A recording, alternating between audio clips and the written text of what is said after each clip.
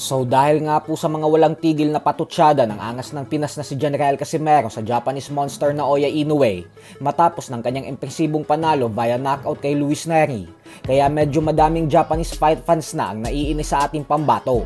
At base sa reaksyon ng mga solid fans ni Inoue sa social media, ay sinasabi nila na hindi daw deserving si Casimero na makasagupa ang kanilang idolo. Gawa ng tinalo daw kasi si Cuadro Alas ng isang mahinang fighter na kagaya kay Kinosuke Kameda. Subalit giit ng mga ito na mas mabuti umano na si Junto Nakatani na lang daw ang itapat ng Japan kay Casimero upang ito na lang umano ang magpatahimik sa ating pambato. Gusto na kasi ng mga tagahanga ni Inoue na matapos na ang pag-iingay at paghahamon ni Casimero kay Inoue. Pero ayaw din nila itong paglabanin gawa ng magkakaroon daw kasi ng pagkakataon na kumita ng limpak-limpak na salapi si Cuadro Alas kapag mangyari ang laban ng dalawa. Kaya gusto nilang ipatrabaho kay Nakatani si Casimero. Ganun pa man ay matagal na ding sinabi ni Casimero at maging ng kanyang kapatid na si Coach Jason na wala din umano sa kanilang problema na labanan si Nakatani. Sa katunayan nga daw ay mas gusto na nila itong sunod na makasagupa kaysa kay Muradjunak Madaliev at David Picasso. Bukod dyan ay may panibagong video na naman ngayon na kumakalat sa social media kung saan sinasabi ni Casimero na siya na ang pinakamalakas at na isang mahinang nilalang daw si Inoue.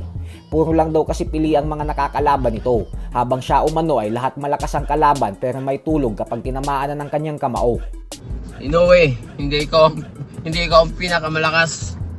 Alam mo kung sino ang pinakamalakas? Walang iba, ang angas ng Pinas. Geng geng. What's up mga kageng-geng?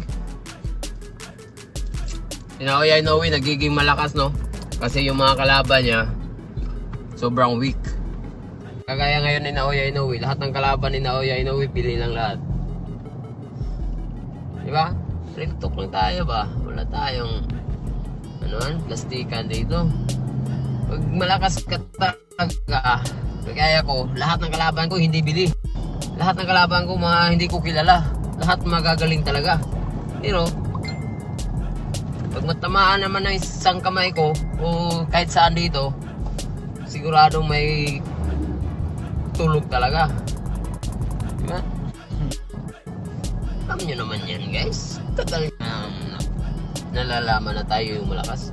Sa kabilang banda naman mga idol ay naglabas naman nga po ng prediction ang Mexican legend na si Antonio Margarito patungkol sa Manny Pacquiao versus Floyd Mayweather rematch.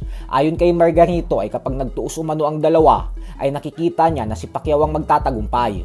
Paliwanag ni Margarito na hindi niya daw ito sinasabi dahil kaibigan niya ang ating pambansang kamao. At bagkus naniniwala lang daw talaga siya na mas magaling na boksingero si Pacquiao kumpara kay Mayweather. Simula pa umano dati ay yun na talaga ang kanyang paniniwala. Kaya kay Pacquiao daw talaga siya papanig sa rematch ng dalawa. So hanggang dito na lang po muna tayo mga idol.